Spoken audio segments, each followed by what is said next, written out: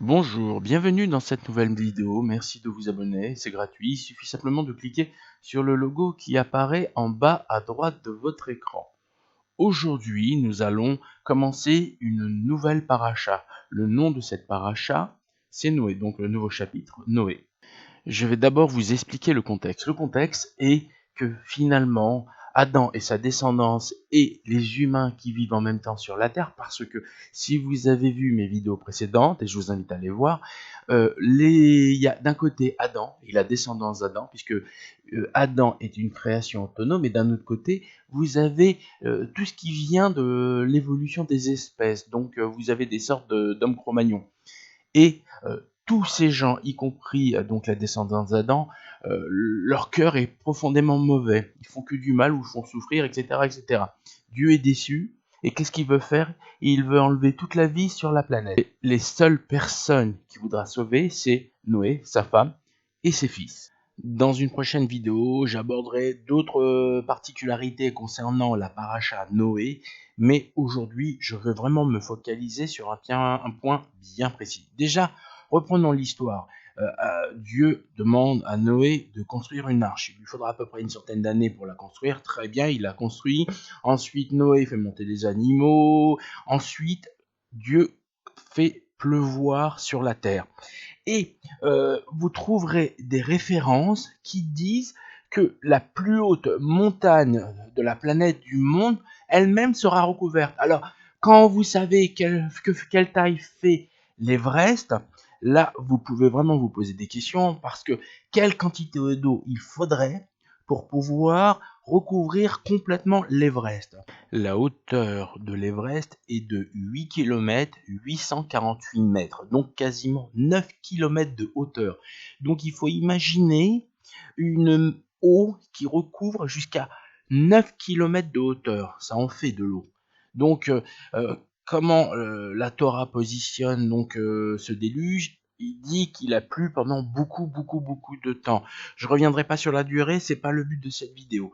Mais en tout cas, il y a eu les pluies. Mais comment on pourrait justifier une telle quantité d'eau? J'ai la réponse, et la réponse, je l'avais déjà à peu près donnée dans une de mes vidéos où je parlais du troisième jour de la création, où en fin de compte, on disait précédemment que toute la Terre était recouverte d'eau, et puis la Terre a commencé à apparaître, et ensuite les continents ont commencé à sortir. Donc la réponse à tout ça est simple. Oui, il y a eu la pluie, donc ça a beaucoup aidé pour pouvoir remplir d'eau la Terre, mais ça n'aurait pas été suffisant. La réponse vient de la rotation de la planète Terre, à savoir que au troisième jour, la Terre qui était totalement recouverte d'eau était totalement immobile. Et Dieu a donné une rotation à la planète. Et si vous deviez demander à un scientifique qu'est-ce qui se passerait si une eau était écrasée par rapport à la vitesse de la rotation, eh ben, l'eau serait écrasée. Et à ce moment-là, vous seriez avec des continents, des terres qui apparaîtraient. Donc qu'est-ce qui se passerait si finalement la Terre cessait à nouveau de tourner sur elle-même? Pourquoi? Parce que si je vous lis ce passage justement qui apparaît sur votre écran, l'Éternel sentit l'agréable odeur et il dit en son cœur, désormais je ne maudirai plus la terre à cause de l'homme, car le penchant du cœur de l'homme est mauvais dès son enfance. Je ne frapperai plus tous les vivants comme je l'ai fait. Perpétuellement tous les jours de la terre, semaille, récolte, froidure et chaleur, été et hiver, jour et nuit ne cesseront plus. Je vous explique. Là, on parle d'un cycle qui est lié aux températures, au temps, au jour, la nuit. Mais en vérité, pourquoi on a le jour, pourquoi on a la nuit? Simplement parce que la Terre tourne sur elle-même et à un moment donné, elle est du côté opposé au Soleil et après, elle revient sur le Soleil parce que la Terre tourne sur elle-même. Ensuite, on parle de temps, enfin de température, etc., de saison. C'est simplement, encore une fois, lié à la rotation et au mouvement de la Terre par rapport à l'espace.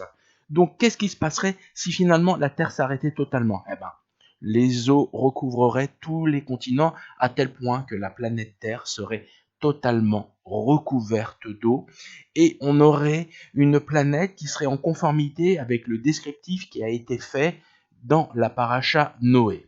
Dans cette paracha, on dit qu'il a fallu 40 jours pour submerger la Terre. Bah, moi, Déjà, je peux dire que oui, c'est parce que la Terre a arrêté de tourner. Mais imaginez si la Terre s'arrêtait d'un seul coup, mais vraiment d'un seul coup. À ce moment-là, il y aura un effet d'inertie qui fait que toutes les choses seraient projetées au loin par rapport à l'arrêt brutal. Donc, Dieu n'a pas arrêté la planète Terre d'un seul coup.